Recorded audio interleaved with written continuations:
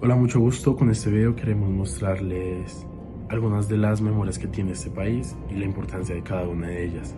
Nosotros somos Ángela Díaz Granados, Juan Cortés, Daniel Ortegón, Laura Corral y quien les habla, Sebastián Velandia. Respecto al tema que les queremos compartir es sobre cómo el conflicto armado afectó directamente al aumento de otros conflictos sociales, tales como el machismo, racismo y consigo logró el distanciamiento de diferentes clases sociales. A lo largo de este análisis vamos a desarrollar nuestro tema principal, que es memorias, y cómo esto tuvo influencia en hogares y recuerdos de cada persona de estos sucesos para honrar lo que vivieron y aprender de ello. Ahora bien, sigue la postura grupal y lo que buscamos principalmente es ofrecer una perspectiva diferente de lo que fue el conflicto armado y cómo este desató conflictos en el país. Adicionalmente, se quieren exponer las memorias de las víctimas, honrando así todo lo que tuvieron que vivir en esta época. Ahora bien, con base en esto, nuestra posición se basa en la comprensión del sufrimiento de las familias y se quiere compartir dichas experiencias con el público, que a veces ignora los hechos que acontecieron. De esta manera se le dio un enfoque sobre el conflicto social, es decir, las situaciones de machismo, racismo, lucha de clases y entre otras que se vivieron al interior de los territorios que fueron afectados fuertemente por el conflicto. En la fuente Los colores de la montaña pudimos ver que había diferentes metodologías para estudiar, escuchar, observar y comprender el territorio y sus paisajes de la violencia, los cuales tenían muchos significados, y de memoria, que es nuestro principal enfoque. Esta fuente nos permitió ver la realidad de las personas que vivían en una vereda en algún lugar de la zona montañosa del campo colombiano.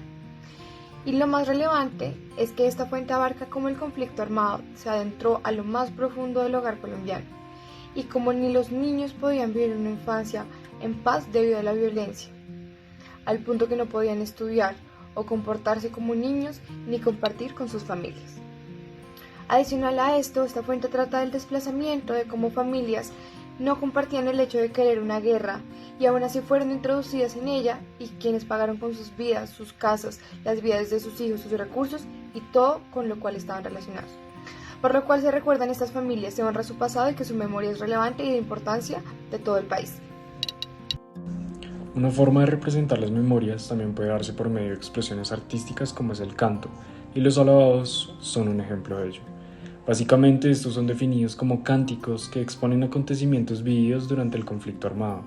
Es importante mencionar que quienes cantan son en su mayoría afrodescendientes que habitan en Bojayá, Chocó.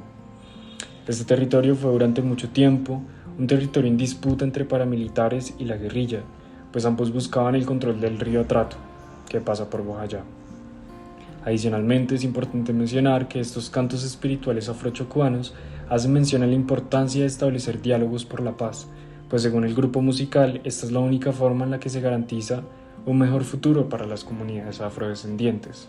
Esto se menciona ya que según la comunidad, al ellos vivir en la periferia y solo por el hecho de ser negros, el Estado no les prestaba mayor atención, tampoco se preocupaba por la fuerte violencia indiscriminada que ejercían estos grupos al margen de la ley.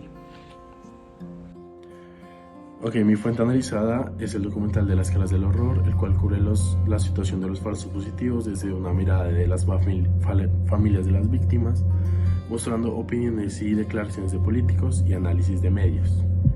Este documental fue creado por la Universidad Javeriana en el año 2013 y dirigido por Omar Velázquez y Melissa Laos. Primero que todo, es importante tener claro de lo que estamos hablando. Y pues estamos hablando de los falsos positivos, que se le conocen a los asesinatos de individuos colombianos, especialmente jóvenes inocentes que son presentados por la guerrilla como muertos en combate. Pues en la época se le daba la eficiencia a la guerrilla por el número de muertos en combate. Entonces, principalmente queríamos resaltar cómo esas situaciones de crueldad e injusticia aún tienen un aumento en diversos conflictos sociales que nos hablan de privilegios en este país y quiénes y cuáles vidas valen más que otras en este país. Lo cual se conecta claramente con una falta de empatía que podemos llegar a tener nosotros como ciudadanos colombianos con respecto a las demás situaciones del país.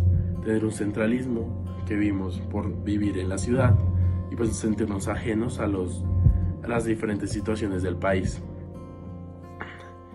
Es importante conocer las demás realidades que tiene ese país, pues si no estamos condenados a seguir viviendo esas situaciones de violencia Si los árboles, los ríos, los caminos y las ruinas nos hablaran, ¿qué nos dirían sobre la guerra?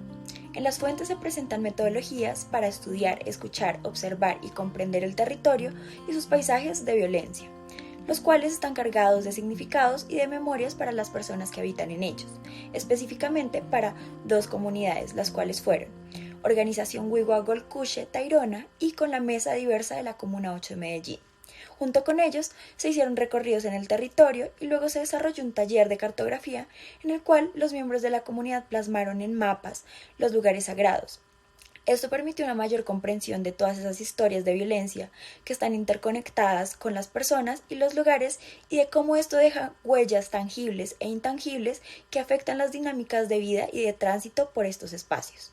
Al realizar estas actividades, pues se puede resignificar y dar una voz de las historias para reflexionar sobre la región, el territorio y la etnicidad. Otro de los conflictos que se vivió fue el de género, en donde las mujeres fueron las principales víctimas, en donde ellas fueron abusadas, reclutadas, hasta desplazadas simplemente por estar cerca a un hombre.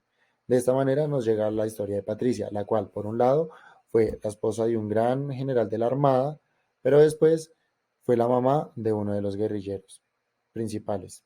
De esta manera, ella vivió ambos lados de la moneda, que fue una parte buena y otra parte mala, porque terminó viviendo el mismo sufrimiento que muchas mujeres sufrieron. En conclusión, hemos encontrado que el conflicto armado tiene incidencia en la actualidad nacional, pues de una u otra forma este ha moldeado la Colombia en la que hemos nacido y hemos crecido. Por lo tanto, el olvido no es una opción para el colectivo colombiano.